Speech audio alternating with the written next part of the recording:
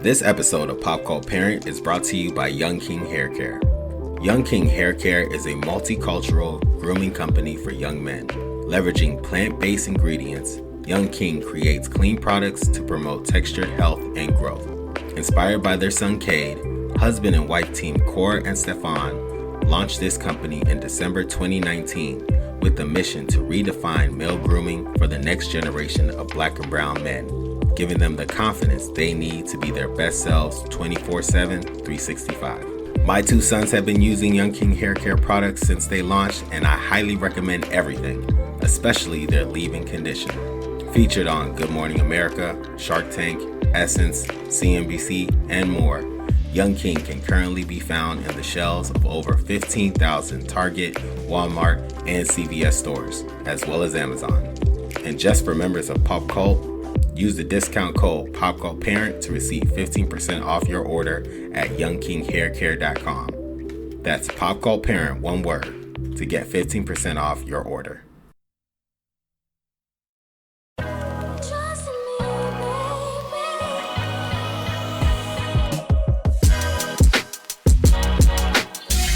What up, what up, what up, internet? Who you are, where you be, where you at, what you see. This is Pop Cult Parent, your favorite podcast in the stars and everywhere past Mars.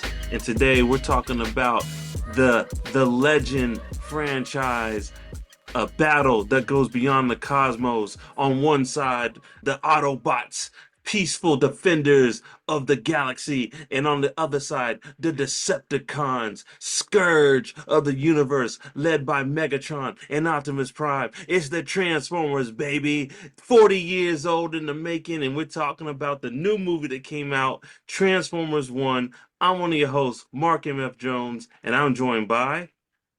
This is Niels R.Y., a.k.a. Energy on all of my ring. Energy on all of my chain. Energy on all of my watch. Woo! Don't believe me, just watch. Prime. Don't believe me, just watch. Excited to be here. Excited to be here. Nice. Oh, and Shannon, aka his mama named him Orion Pax. I'm gonna call him Orion Pax. Nice. Good. Nice. And Good. Yeah, man. Like I said, we're talking about Transformers. 40 years old. The new movie came out, Transformers 1. It's got some good buzz, good Rotten Tomatoes score. We all saw it. We thought we should talk about it, because, how do you talk about Transformers? Something that's been around for 40 years, right?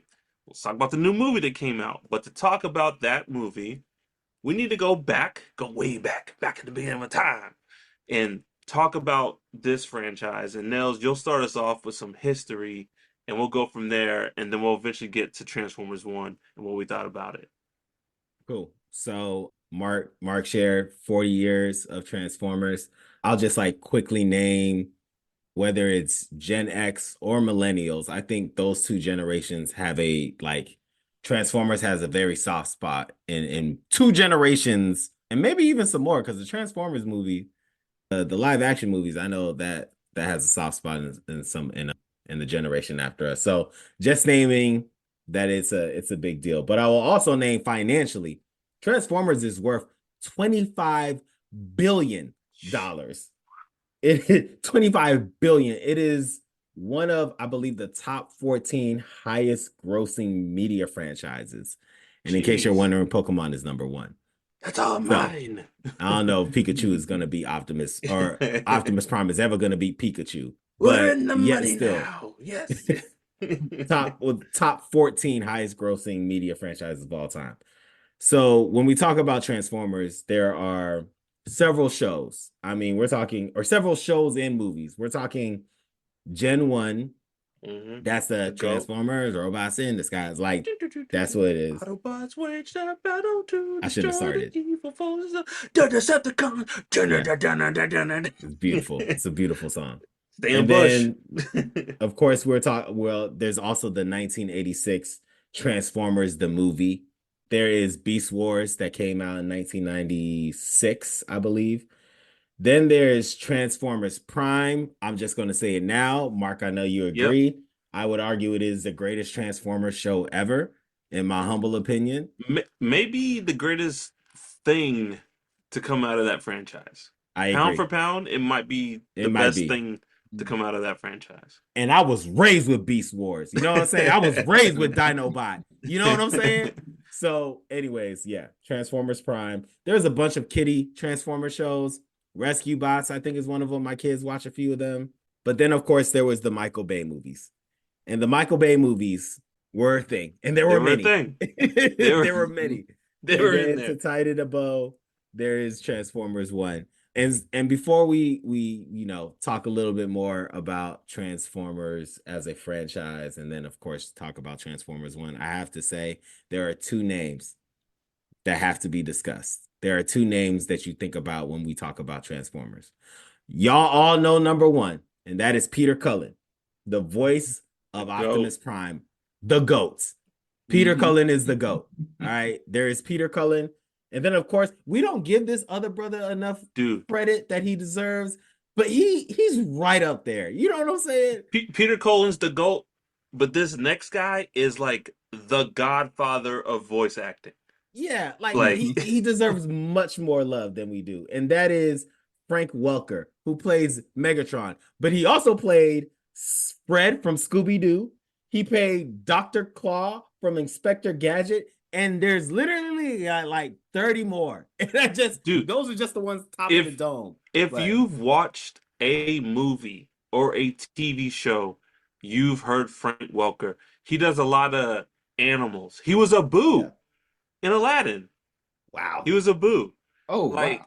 And he does a lot of animal voices. So like if you heard like a pig or a tiger in a movie, it was probably Frank Welker. This guy's just swimming in money. He probably just sounds like Mega. Go buy me something, please.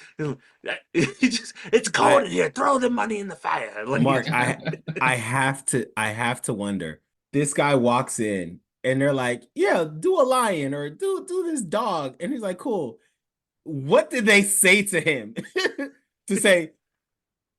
Do the voice of Megatron, where they're just like evil incarnate in robot form. Go. You know what's funny? Because the first they say to this man to get him to get that voice. The first Megatron, he's kind of just like a jerk. He's like I kicked Optimus Prime in his knee and wind the tape sideways. Let's all watch it together. And it's like, oh, that's great. Like the first Megatron's evil, but he's kind of like just kind of a dick, you know.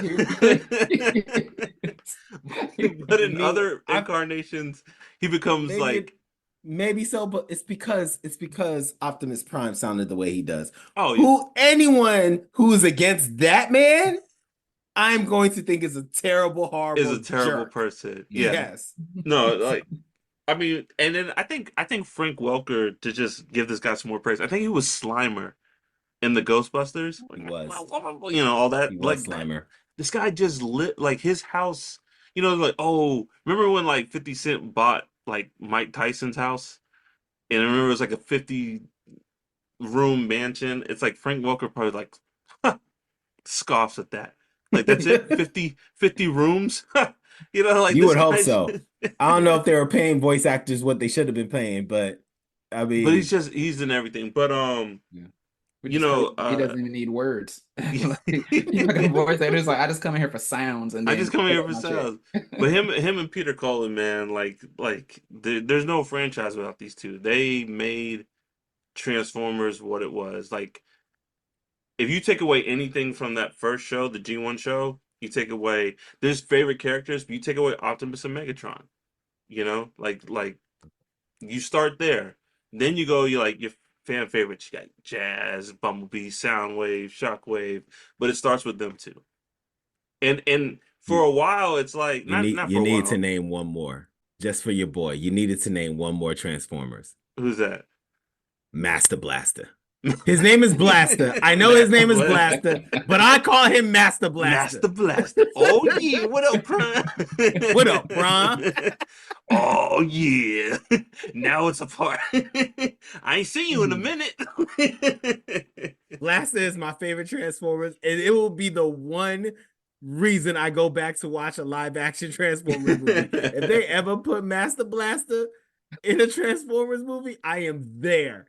And I will leave when his scene is done. Like that is all I need. That's my God. Blaster is my favorite Transformer of all I time. mean, fellas, we said this, and I said that Optimus, I said Optimus Prime should be in the Dad Hall of Fame because he Yes. was every, you know, Gen X, millennial, 90s kid. He was he was the generation stepdad. You came home and it's like you like Papa Optimus Prime told you it was going to be all right, told you to fight for justice, told you to transform and roll out, and like that just stuck with people. I really think it did just stick with people. Like people love this guy. People love Optimus Prime. People want to die for Optimus Prime, and he's not even real.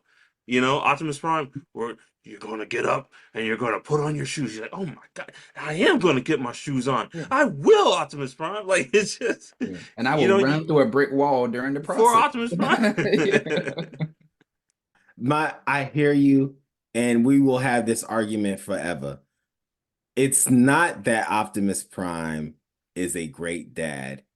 Although he is an amazing father figure, that is not the case. My thing is, and I will yell this to the rooftops, Optimus Prime, arguably, but for me, definitely, is the greatest fictional leader of all time. Yeah. Like, he is the greatest fictional leader of all time. And I think the traits of how he exhibits leadership is so stellar that you can see him as a dad. Because it's just like, why wouldn't I follow this person? Like, of course I should follow him, everything he says and does. Because the compassion that he says it's like, yeah, this is an amazing leader. And I know he cares about me. He speaks from in the heart. our March Madness bracket, where we broke down all these fictional leaders, he was in the #1 overall seed, and he won. Of all the tournaments we've ever done on this show, that is the only time that has happened. And you know why? Because it's Optimus mother effing Prime. That is why. He's Optimus Prime. Like he's and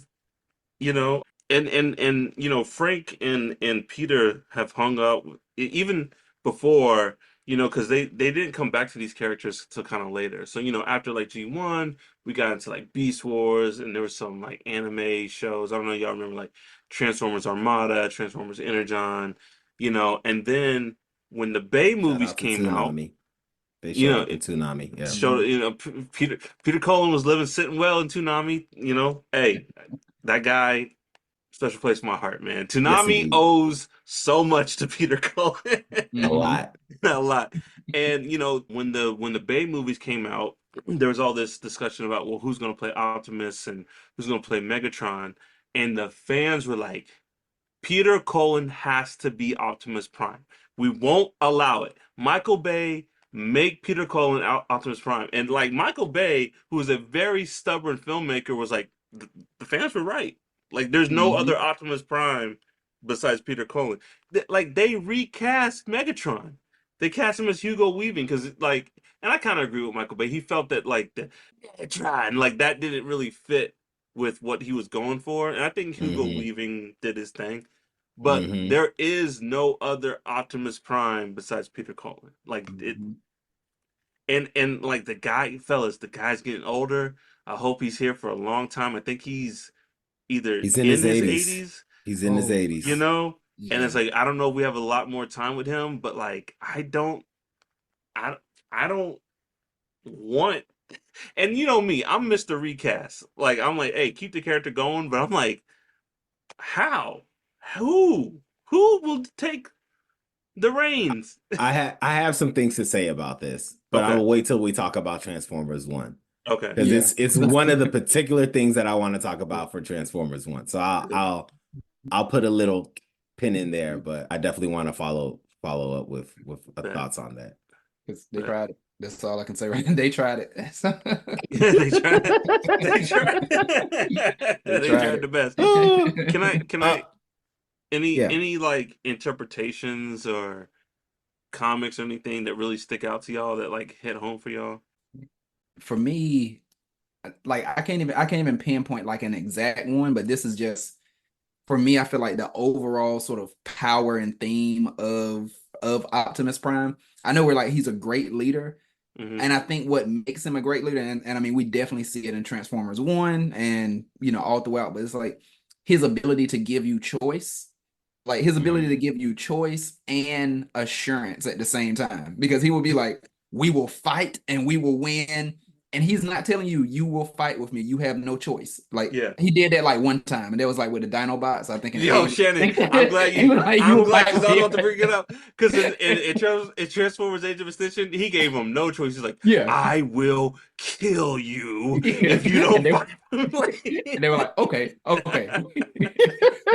But outside of that, like he gives you assurance, because he is like, we will fight and we will win. And then like with that though, he, like I said, he continually gives you choice. And I think like that is a great leader. And I think that's a piece that can be overlooked about Optimus Prime, just the fact that he gives you choice. But in most cases, because of that assurance, your choice is going to be, I'm going to roll with you. But but even then, he's still like, you can do, and I mean, he gives you choice, like, you can be enslaved for the rest of your life, or you can fight with me. And it's like, it is a choice. And okay, you feel positive or assured enough to fight with him, go do it. Yeah, Prime's biggest thing is freedom. Yeah, absolutely. Freedom is the right of all sentient beings. Mm-hmm. I know there was the Michael Bay movies. They had they had their things. I think there's some good that came out of those movies, and we can get in that. But there was a moment, I think it was in the second one, where the government wants the Autobots to leave, and he's like, if we want you to leave, will you leave? And Prime says, freedom is your choice. Like, if freedom is your right. If you want us to leave, you'll leave. But then he's like, but if we leave and you're wrong, he's like, it's about to be.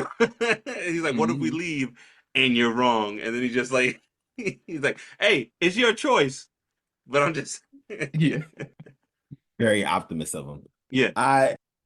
So we will talk about Transformers 1. We just got Yeah. tie this in the bow. There's two things that we just gotta talk about like quickly. One is Beast Wars. We already talked about how Transformers Prime is like probably the greatest thing that ever came out, and I think it is, and I'll mention a bit of that going into Transformers 1. But Beast Wars, for a lot of us millennials, Beast Wars was like the show for us for Transformers. Like, a lot of folks correlate their Transformers to, like, what was his name? I think it was Optimus Prime. Optimus Primal. Optimus Primal, yes. Yeah. Like, that team, like, first of all, by the way, that team is that was when Martin Luther King was thinking about the beloved community. That team is what he was picturing. If you think about it, that team is made up of different races, religions, creeds. That is a diverse team. And they're just like, and they show up and they work together in solidarity under an amazing leader. Beast Wars is stellar. Let's get into stellar. Great characters, amazing characters. Dude, Dinobot. Rat Trap. We're all gonna die. Like, like Rhinox, Cheetor, and then like amazing stories. Like, there was like people changed sides, people had conflicts. Dinobot sacrifice. Like, I remember watching the Dinobot episode when he dies and just being like sitting with myself like, what? Like, I needed a second. What did I just watch? I think one of my favorite I actually characters went outside. I think I actually was like, I should go outside. Like, I should go outside and play. But like, fellas, besides, yeah. people died in movies, and we've seen characters and stuff die in movies as kids. But I don't remember a TV show, like an animated show, where like a character died before like that in Beast Wars. I can't. It might be out there, but I can't. I'm sure it's out. No, I'm positive it's out there. It's just that it was a sacrifice. It was a sacrifice, because I take it back, because like SWAT Cats, Mighty Max, yo, people getting murked left and right in SWAT Cats. Often. Often. Buildings were crashing. You know what I'm saying? But they were like usually side characters or whatever. But like you said, Dinobot's death was a sacrifice, a noble sacrifice. and it was just and like dog, and then for the humans, and then Rat Trap at the end, just like saluting them. Oh, Mhm. so good, so good. We will not do a Beast Wars episode. We will not. We will not. Shannon, just give you a second. Did you want to add anything to Beast Wars? Yeah, no, I was just mentioning that, and I mean the two things that made me think of was, of course, Beast Wars, and then thinking about the 1986 movie. But like you're saying, like characters dying and they stay dead, like that Yeah. was, because I feel like in so many shows it can be a couple of episodes, and it's like this person died in episode 7, and somehow we revived them by episode 9. But I'm like, oh, they died. Oh, they're dead, like for real, like for real. There's no coming back. Shannon, That as a kid, that is traumatizing. since you brought it up, the '86 movie, dog, that did so much damage to my heart as a kid because I've seen these characters 50 plus episodes shoot each other, get hit square in the chest. Oh, I'll get you next time. And then when the movie drops, dudes get a Megatron like just and dead. I was like, wait, they can die? They're Yeah. they're gone? Oh, this is war? This is like Yeah. this Like, is yo, war. before even Optimus gets killed, Ironhide gets taken out. I think like Ratchet gets taken out. These are established fan favorites. Toys. Kids are holding these toys, watching the show, and Megatron's like, yeah, so pathetic. Like you, what? I'm sure there was a kid with like an Ironhide or the toy just like holding it, was like, well, guess I won't be needing this anymore.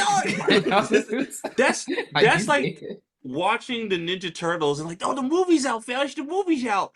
And Shredder comes out, guts Donatello, cuts off Michelangelo's head, and then like stabs Raphael in the heart. It's like Teenage Mutant Ninja Turtles, the movie. And we're like, what?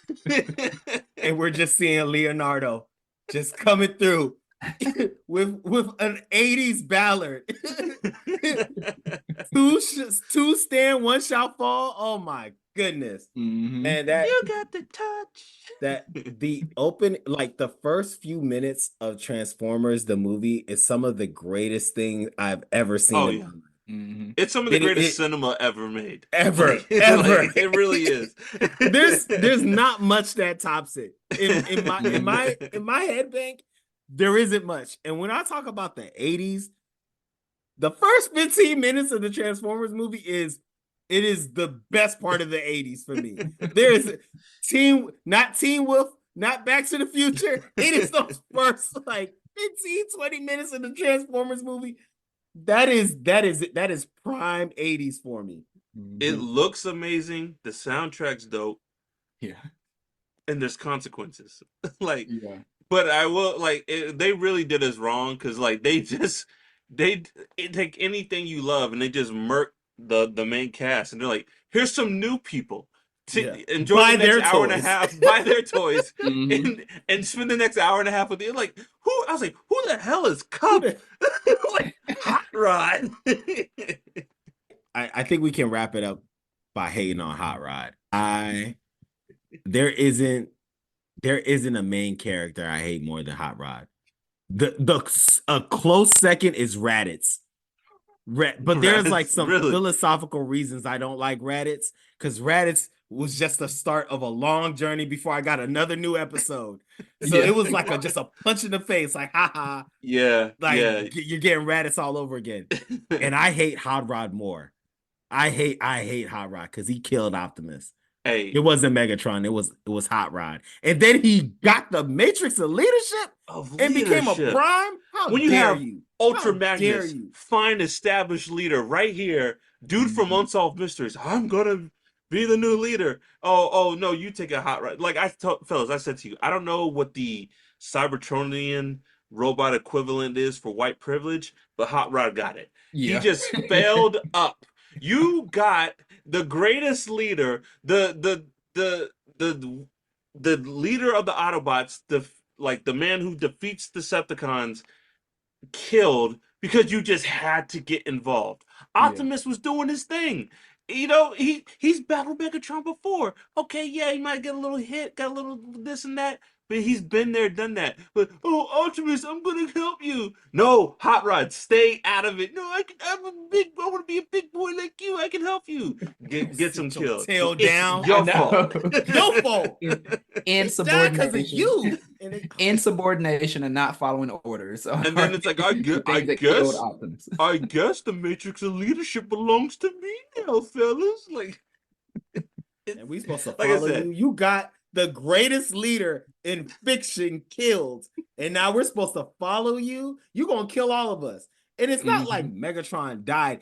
He evolved to something better. Yes. You know what I'm saying? Yes. So the challenge has gotten even harder. And we're supposed to follow Rodimus Prime. If you don't, a Winnebago, get out of here, bro. Get out of here. We riding with a Winnebago. Come on, bro. Rise, I hate Rodimus Rodimus Prime. Prime. Anyways. Optimus. Hey, can I, before we get into one, I just want to say this about the Bay movies. They are what they are. They are a hot mess. like it is. The Bay movie is getting hit over and over. It's like being punched in the face cinematically, constantly. It is cinematic visual abuse, right? And I'm here for it. Yep. The Bay movies, the Bay movies have a special place in my heart. I understand the criticism. If you tell me they're the worst movies that ever made, you will hear no. I won't push back, but they have a special place in my heart because of the chaos and the carnage. Now, do they do the franchise justice? Maybe not, but I will say this: what I like about the Bay movies is, and this is the same thing I gave Zack Snyder credit for Man of Steel. It made the Transformers seem like an alien race, like more than just like robots that fell on Earth. I was like, no, these are aliens. These are aliens that have a alien look, a culture, and the other thing that I love about those movies is if big giant robots landed on Earth, I feel like the way they move in those movies, like the way they sound, the sound design in those movies is amazing. But just like the way they move, the way the Transformers like grab things and move, I was like, I don't know how to like explain it. I just love the way their physics work in those movies. If that makes any sense. Yeah. Like I love the sound that they created for them transforming. Obviously, that sounds horrible. That's not it. But you know that sound. And I'm just like, when you hear that sound, it's like, I mean, to me, it's like what comes to mind when you hear the lightsaber, like when that happens, when you hear them transforming, like to me, it's one of those iconic things, and you just know, oh yeah, this is smooth. This is it. Hey, besides what, fellas? Besides the DeLorean, the proton packs, the lightsaber, the transforming sound might be one of the most iconic sound effects ever. Like, I'm not saying it's number one. I still think the lightsaber is number one, but it's what I would say it's in the top 10, like most recognizable sound effects ever. Yeah. I bet Without a doubt. top 20. But Top yeah, 20. it's up there. It's definitely up there. Yeah, I mean, Peter Cullen was in it, so that's Peter Cullen was in it. That's all. Peter Cullen was in it. It's fine. Lied to us. Y'all, Transformers 1 is a movie that just came out, and it is getting a lot of buzz. Some people have said that it is the greatest Transformers movie of all time. To give some context before we jump into talking about Transformers 1, I'll just quickly name the cast. There's Chris Hemsworth, Brian Tyree Hill, Scarlett Johansson, Keegan-Michael Key, Steve Buscemi, Lawrence Fishburne, John Hamm. They play the voices of several Transformers that were featured in the movie. So there was Orion Pax, D16, Alita 1, B127, Alpha Trion, and Sentinel Prime. And the entire premise of the movie is set as like an origin story of Orion Pax becoming Optimus Prime. And I'll just quickly say, it's still in theaters, so we're still seeing where it is, but it has gone above budget, so it is considered a success. And there are rumors that this is the first of a three-part series about the Transformers One saga and the misadventures that happened to the Transformers before they came to Earth. So It's a that shame. is a bit about Transformers One. Who would like to start? I'll jump in. I'll just say to start off, I was pleasantly surprised. Like again, as Mark was saying, yeah, every Transformers movie, like I'm gonna watch it. Like the Michael Bay, they whatever. I'm gonna watch them. I don't care where it is. Like the last night, I watched it last night. It is there. I'm gonna do that. And so even with those, like not a huge amount of complaints, it is what it is. And so for this one, I was really thinking like, yes, this is more so a kid movie. Like I took my oldest son Mm, who's 6 years old. interesting, Shannon. Yeah. Interesting you say that. Now this is what I'll say. Going into it, that was my thought. So Hmm. Yeah. so Yeah. I was like, so Same. absolutely took my 6 year old son to go see it. We're like, cool. He's, we're watching, and just as it's going, I'm like, wait, this is a really good story. It's given like the real, not just the background of Megatron and Optimus Prime, but like you can feel it. You can feel the love they had for each other and how tight they were, and then how things started to change. You know, all the stuff about their planet, and there were no humans in it. And Yes.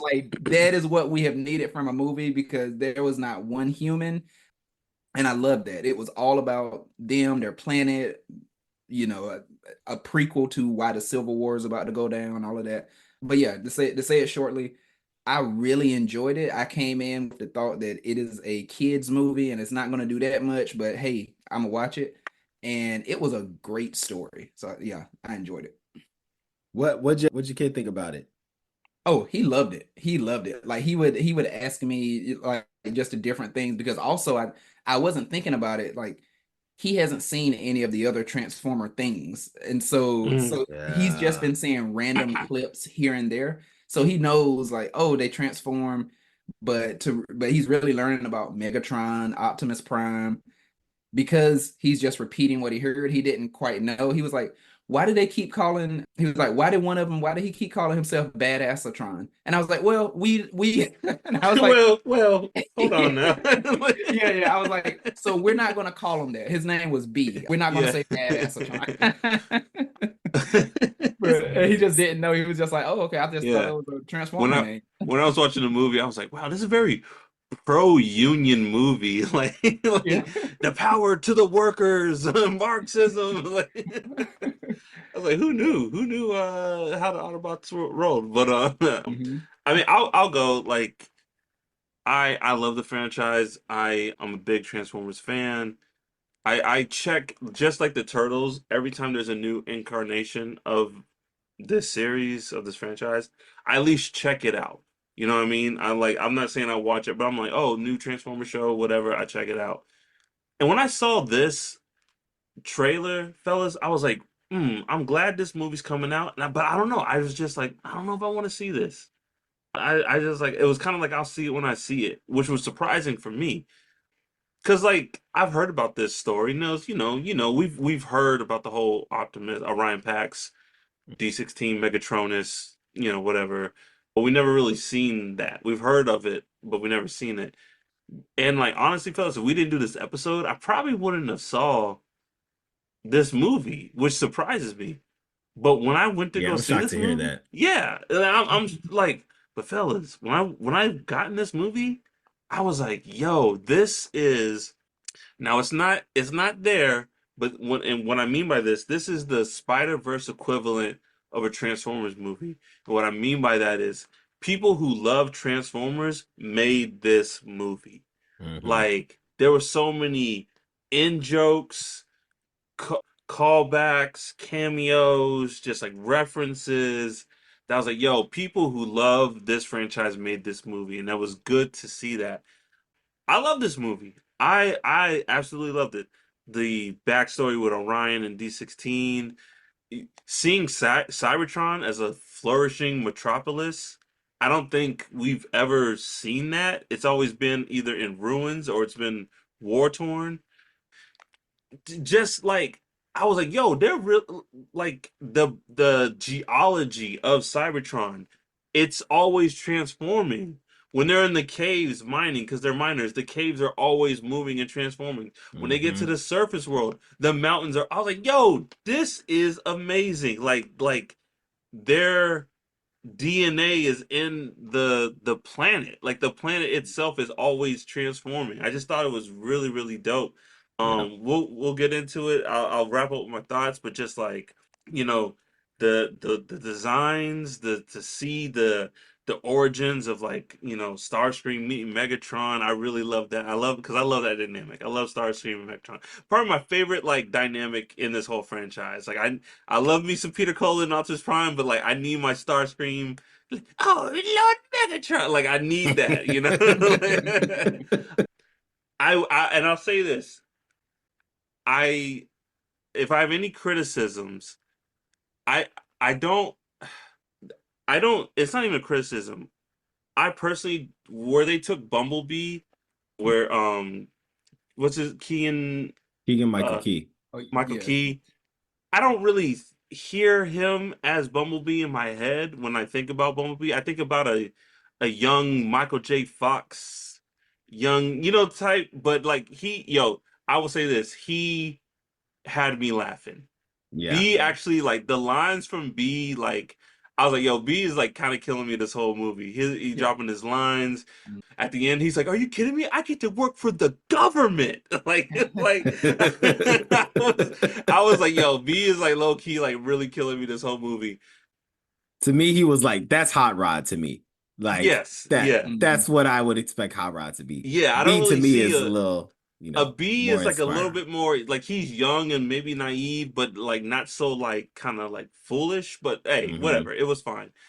And then my only other criticism, if I have one, is I wish the turn for D16 to Megatron, we had more time for that. I kind of wish it didn't happen till the next one. I feel like it's a little fast. I get it. Like it makes sense, I get it. You don't know if you're going to get a sequel, so you got to make these things happen. It just felt a little fast, but it was nice. The Hmm. voice acting was great. It makes sense, but like I would have liked to see maybe they beat Sentinel at the end, and then maybe Optimus is just like, "Yo, D, like something about what D16 did kind of troubles him. Like maybe his actions troubled him, and he's like, no, call me like Megatron. Don't call me D16 anymore." And then we get to like the turn. But hey, like other than that, like this might be the best Transformers movie ever made. No, no, no bull. It was really good. I enjoyed Hmm. it. I dug the soundtrack. And Nels, you can appreciate this. There's sound cues from Transformers Prime. There are literal like Yeah, pieces of music taken from Transformers that's Prime. fire. And I was like, yo, so That's that like that fire. sold me right there. I was like, yo, like this is great. This is great. I loved it. I loved it. That's dope. That's dope. Mhm. I I have thoughts about this movie. I think this probably is the greatest Transformers movie. I love Transformers one, like the first Michael Bay movie. I love that one just because like I got to see Optimus Prime in real life. Like Hmm. that's really what it is. When he comes down and he's like, "Hello, Sam." I'm just like, You Sam Witwicky. I was just so eBay. happy. Where are the Yeah, Like glasses? it's real. I I just got so I just happy. want to randomly say with that real quick. Like, I mean, I watched that one. It was like me, my brother, nephews, and my older brother, cool, chill guy, this and that. And so like when they had that first scene finally when Optimus Prime like went past the truck and then copied it down so he could Yeah. turn into it.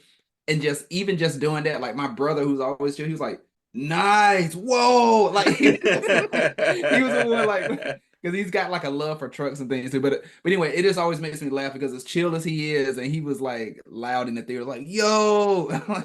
That Yeah, that So like yeah. movie that movie hit a lot of people because we were waiting for it. We were waiting to see what a live action Transformers movie looked like.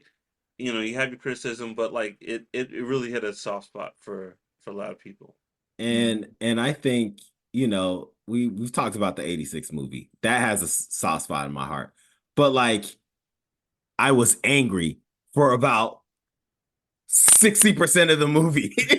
Like we don't really talk about the other half of the movie when Hot Rod is in charge. Yeah. There's like a reason. Like it's still a compelling story, but like Weird Al Yankovic shows up in that movie and no one talks about it when they go to facts. No one talks about it because they're still pissed about the first 20 minutes. And honestly, what happens with Megatron and like that whole thing, while it's confusing, it's dope. Like it's crazy, that transformation. So like there's stuff to the movie, but it's really, when we talk about Transformers movie, we're really talking about like first couple minutes.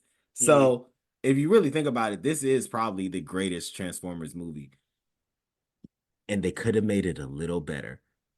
They could have made it just a little better. And all I'll say is, first and foremost, I love Chris Hemsworth. All right. I love Chris Hemsworth. I'm okay with, I think he did an amazing job as Orion Pax. I think he did an amazing job as Orion Pax. But damn it. Yep. I know he's 83. But as long as he is alive and well, if I see Optimus Prime, I better hear Peter Cullen. Yes. Huh? As long as he is alive and well, when Optimus Prime open his mouth, I better hear the smooth sounds of Peter Cullen's voice come out. Yes. The second Orion Pax got the Matrix of Leadership, I just knew we weren't going to hear Chris Hemsworth's voice anymore. I was convinced that we weren't going to hear. I was like, you did a great job. Your job is done. Peter Cullen, please surprise us and do the rest of the movie, because you are now Optimus Prime. So No, I'm sorry. I can just see like Chris is reading the script and he's like, and Ryan gets the Matrix. He's like, my script just stops after. He's like, oh yeah, Chris, we're done. You can go home now. Like, well, there's more movie left. Like, Ryan gets the Matrix, becomes out. Yeah, Chris, that's what. Okay, yeah, we're not gonna need you anymore, Chris. Go ahead and go home. You did a great job, buddy. It's over, Chris. Yeah. He just walks out of the studio. Peter's just sipping some tea. Chris. Oh, we needed that. That is it. That is like, just imagine if you heard Peter Cullen's voice after he got the Matrix of Leadership. Just think about the last few minutes of that movie. It would have been so much better. And that is my one criticism of it. Nels, hey, everything you said, I applaud. I agree with you. I was like, I'm not trying to be biased, but like, Chris Hemsworth, love your movies. You are no Peter Cullen. Yeah. Like, you're not in this and that's situation. Not fair. No one's Peter Cullen. You know what I'm saying? Here's how I mentally dealt with it, right? Okay. Because I was like, you know what? This is still the beginning. This is the golden era of Cybertron, right? And the thing with fans, I'm gonna nerd out. The Cybertronian wars last like 1,000,000 years. You know what I'm saying? So I'm like, maybe this is how Optimus sounded when he was like 30. You know what I'm saying? And then after, like, before they get to Earth, he's like, he done gone through 55. some stuff. You know what I'm saying? So like, maybe, and that's why I was like, okay, maybe this is a young Prime. Maybe this is what a young Prime who isn't smoking cigarettes every day after a long battle, you know, like, what's up, B? What's going on? Yeah, that's a lot of like evening whiskey. Yeah, like he's needed some sauce at the end of the day. Well, a couple Cybertronian cigars and a cup of whiskey. He's like, all right, B, I'm done for the day. Just okay, Optimus, we'll talk to you later again. Plays just robot records. Yeah. It's like, please put Ironhide back together. So Yeah. It's just like I've seen 7 people get killed today. But that's how I coped with it. I was like, okay, this is a young Prime. This is, you know what I'm saying? This is the golden age of Cybertron. The war lasts millions of years, and him and Megatron haven't really grown into, you know, who they are yet. But I agree with everything you said. Yeah, I hear you, and everything you say like makes complete sense. But the way this brain works right here, if you're telling me this is Optimus Prime and his mouth opens, there's only one sound I expect to hear. Yeah. And that is Peter Cullen. Until he says he is done or God has decided that he is done, that man is Optimus Prime in my mind. So, but I say all that to say, I still think Chris Hemsworth did a great job. He did a great job. And the other part that I'll say about this movie is it felt like they took Transformers Prime and just made a prequel. And that alone, they took what I thought is the greatest Transformers series ever, and we're like, we're just gonna make the prequel to this. And if after you watch this, you watch Transformers Prime, you would think it was the same story. Yeah. I completely agree. I think you got to do a little bit of squinting because it's not a perfect transition to Prime, but it could fit. You know what I mean? And I think that's the beauty of this movie. It could be its own thing. I think if we're calling a spade, I think this is a clear prequel to the G1 series because everyone looks how they look. They like in the G1 models. I mean, you know, Prime looks how he looks. Bumblebee, you know, even the side characters they show, Jazz looks like Jazz. RC, you know. So I think Pound for Pound, it's a G1 prequel, but it sets itself up that it could be a prequel to any of the other spin-offs or series. This could be a prequel to the Michael Bay movies if you really like, if you really want it to be. But yeah, I like Nels, I'm with you right there. I was like, man, this really screams Prime. The only thing in Prime, I think Ratchet says that like Megatron was a gladiator. Yeah, When he's doing the backstory. there are some components to it because they actually do a flashback of Optimus becoming Orion Pax. There's like an episode that they do that. Yeah. But I'm just talking as far as like the quality of the storytelling. Exactly. Yes. It's like the flow of the story, the seriousness of the fights, like thematically, it has the same music. Thematic, it just fits. It just fits perfectly. Like I'm talking about like the quality that we got for a Transformers product. It was right there. It was right there. So. Oh yeah. Dude, I love when it opens up. It's like when they Orion Pax and D16, they're talking to Leader One. I forget what she said. She's like, "You don't have the touch or the power." I was like, the Leonardo DiCaprio beat. Yep. There it is. Yeah, dude, I'm gonna give a shout out. I think John Hamm did a great job of Sentinel Prime.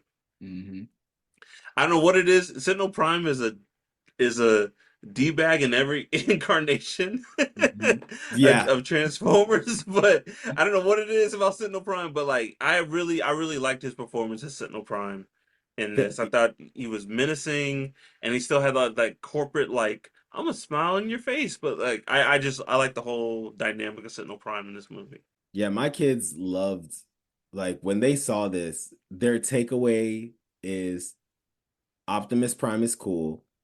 Sentinel Prime is bad. Megatron is angry. I was like, did you like the movie? And that's what they said. They just like, Optimus cool. Sentinel Prime is bad. And Megatron he's mad. He's really mad. I mean, what do y'all think? Like, how do y'all feel? Because like I said, I thought the D16, I thought it was just a little fast. It's good. No. But like, what are y'all thoughts on that? There was something missing, in my opinion. There was something missing. Like for him to get that angry for being lied to means he must have been something happened to him. He must have like just experienced pain with a lie, and it was like a resurfaced wound that cut deeper.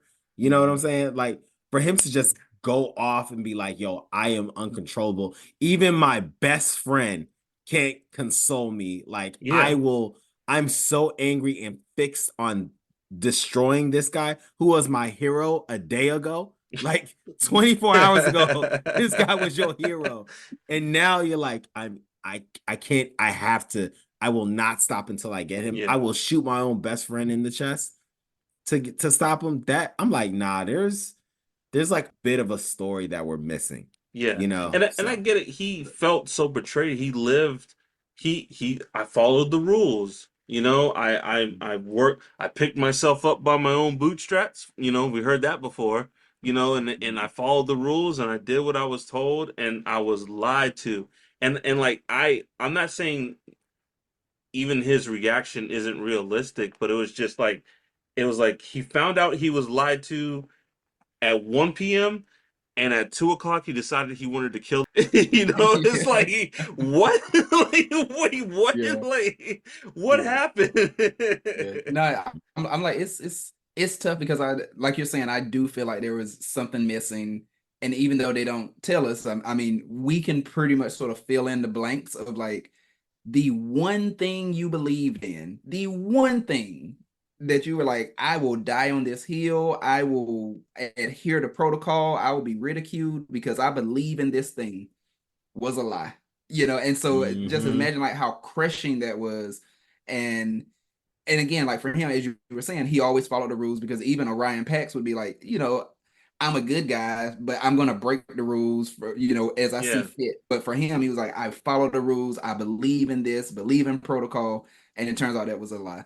So It just, you know, yeah, it just like even like when they met Alpha Trion, I'm like, dude, you worship the primes.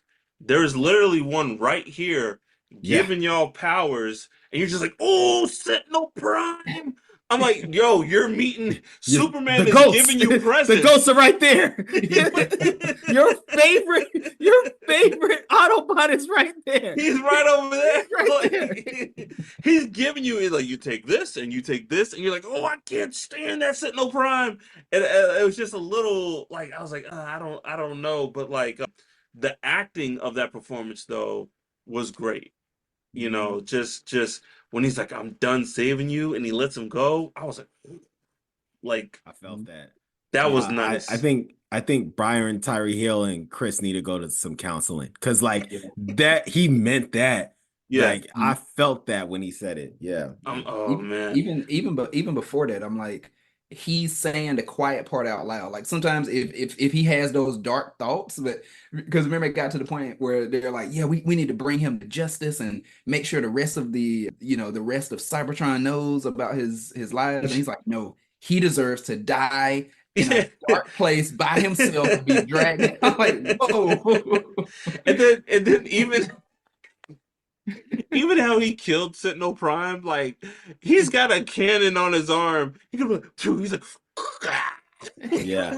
I was like, ooh. I was like, oh, Michael Bay was involved. Yeah. Give me your face. Yeah. Hey, and then you know what? I really loved the meeting of Soundwave, Shockwave, and Starscream, Steve Buscemi as Starscream, and then like they explain Starscream's voice, and like I was like, okay, that's nice. That's really nice. Yeah. And you kind of see the beginning of like the Megatron Starscream dynamic where Starscream, and that's canon. Starscream was a powerful soldier, leader, commander, and it's like Megatron came in and swooped in and took leadership from him, and so Starscream's just, and I like this. I said it before, fellas. This is why I love the Starscream Megatron dynamic, and Prime really like chef's kiss the Starscream Megatron relationship in Prime, but it's just like Megatron isn't stupid. He's like, okay, you are capable. You're an idiot. You're a savant, but not a savant. I'm sorry, a sycophant. Sorry, no, but you are capable. You are useful. So I'll keep you around. And then you start screaming, just like just one day, soon, years.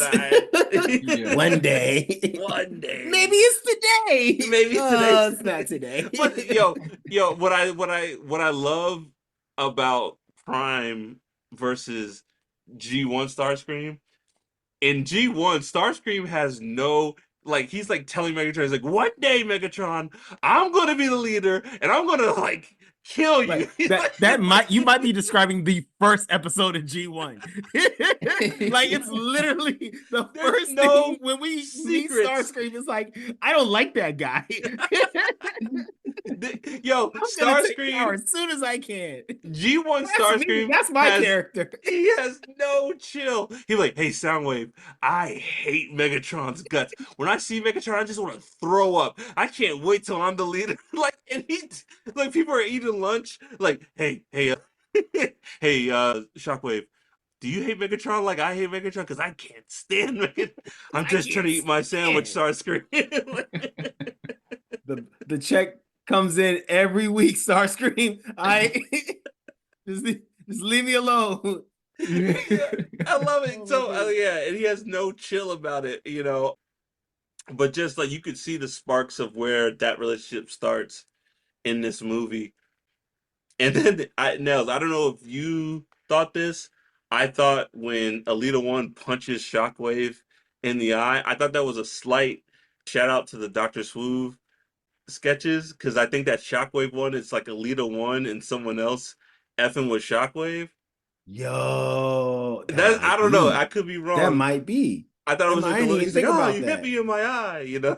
Yes, that might be. I didn't even think about that. That was. So I thought it was a little shout out to there, but yeah. There's one other thing I was gonna ask you guys what you felt about, but funny movie, like just generally funny. Like I was just laughing at when Alita 1 is like trying to talk up Orion. She's like, I'm better than you at like literally everything. And Orion's like, oh, okay. And she's like, and you are just the worst. And he's like, it's your first time doing that. He's like, I literally don't know where you're going with this. Yeah. Like, none of this is making me feel better. Oh, yeah, man. Yeah. So I guess last thing to wrap up, how do y'all feel about if they're gonna make sequels? How do you feel about it? Are y'all excited to see Transformers 2 and Transformers 3? Yes, if this is Transformers 1? No, I want, and I want to, as a Prime fan, I'm going to ask you this. I want more of this universe. I don't know if I want them to connect it to anything. I think I want them to just stay in this world.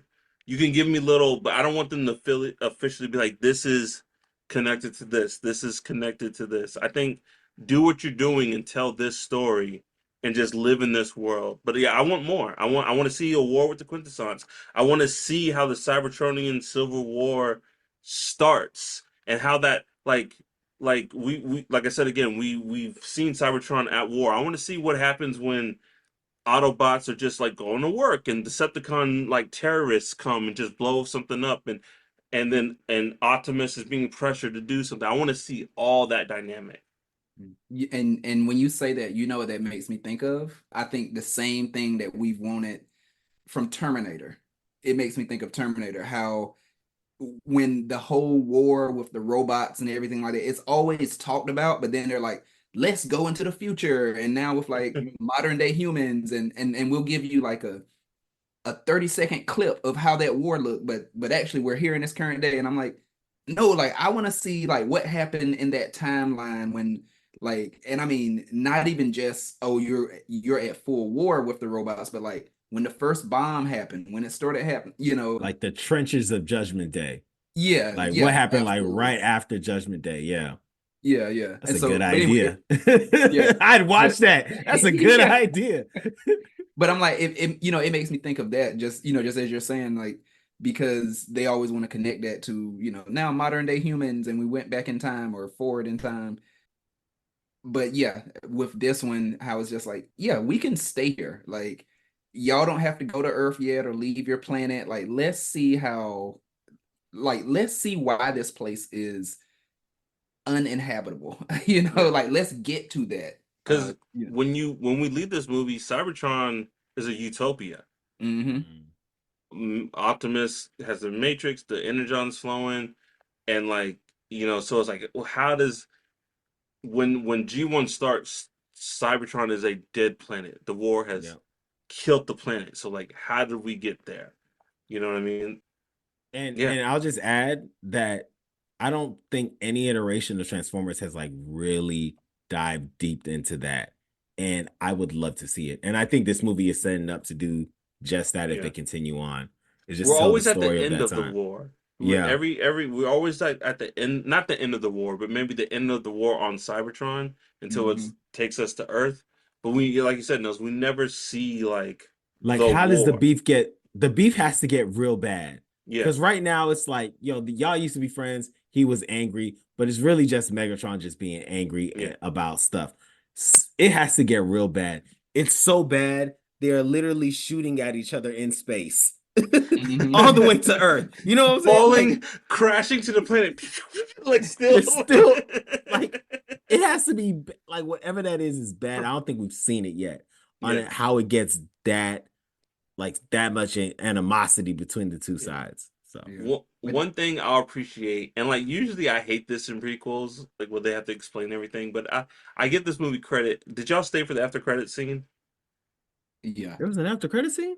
Yeah. Yes, there was two. Yeah. There was one where like B goes back to remember his friends, and he's like, guys, this happened, and he accidentally charges his blades and like kills his friends. Oh, I did see that one. And he's like, no. okay. Which, I was like, man, that got me too. I was like, yo, I'm not even gonna lie. Like these Bumblebee scenes are like kind of getting me. But the last credit scene is it shows Megatron with all the like what they're called the High Guard, and they're all getting the Decepticon emblem stamped on. They're like it shows like Starscream and Shockwave and Soundwave. They're getting branded up. They're getting branded. Yeah, they're getting branded up. So they're getting branded up. And Megatron has a speech, and I really appreciate this because he's like, we will no longer ever. He's like, through this, a new enemy has risen, and we will no longer be Sharon, what did he say? We will no longer be deceived ever again. Yeah, we will be Decepticons, or so we will no be longer be deceived, so we will be Decepticons. Yeah. And he's like, rise up, and it shows like all the Decepticons, and they're like, oh, rise, and it ends like that. I was like, yo, good on this movie, because like all these like it's like they're clearly the bad guys, right? They're called Decepticons, like in the Dr. Swoon, he's like Optimus, they're called Decepticons for a reason. Will just like Decepticon? That's why you think they're called Decepticons? You're an idiot. Like it's like even in Bumblebee, I don't know if you guys remember Bumblebee, John Cena is in that movie. And he's like, "Are we really going to listen to them?" He's like, "They're called Decepticons." Yeah. Yeah. So like, I like that this movie gives it a good reason why they're called that. Although Prime, back to Prime, the episode Nels where where Optimus thinks he's Orion, and he's like, "Why are we called Decepticons?" And Megatron, Frank Welker, again, the GOAT, he's like, if to tell the truth is decepted, then we'll wear it as a badge of honor. I was like, this show, man. This show. Beautiful. Beautiful. Goodness. That show's so good. That show's so good. Just go watch it. Watch Transformers Prime, yo. Anything else, y'all? I'll say two things really quick.